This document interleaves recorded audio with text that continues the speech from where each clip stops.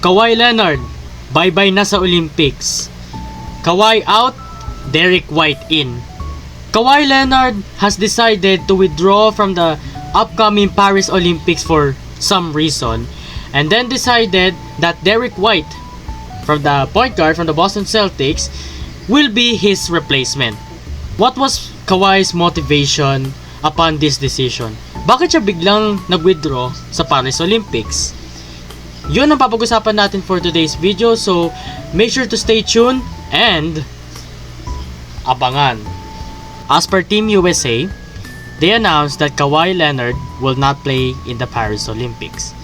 The organization and the LA Clippers, the team, determined it's in Leonard's best interest to spend the reason of the summer preparing for the upcoming season, as per ESPN.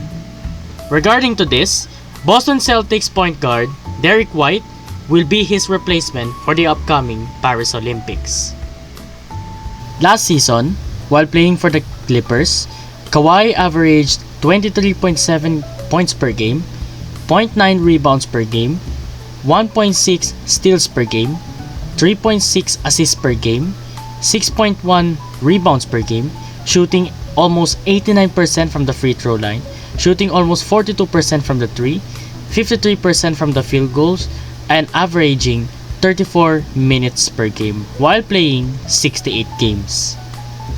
Derek White, on the other hand, while playing for Boston and winning the championship, White averaged 15.2 points per game, 1.2 blocks per game, 1 steals per game, 5.2 assists per game, 4.2 rebounds per game, shooting 90% from the free throw line, shooting almost 40% from the 3, 46% from the field goals, and averaging almost 33 minutes per game whilst playing 73 games. For me, maybe because Kawhi lost motivation or have like lack of motivation in joining the Olympics, or like he wants to prepare for the upcoming season with the Clippers, especially na lilipat na sila sa bagong arena nila. I believe yung pangalan nun is Intuit Dome, if I'm not mistaken. Correct me if I'm wrong. Gusto siguro ni Kawhi na mapadeliver ng Clippers ng championship. Kaya maybe he withdrew from the Olympics because of it.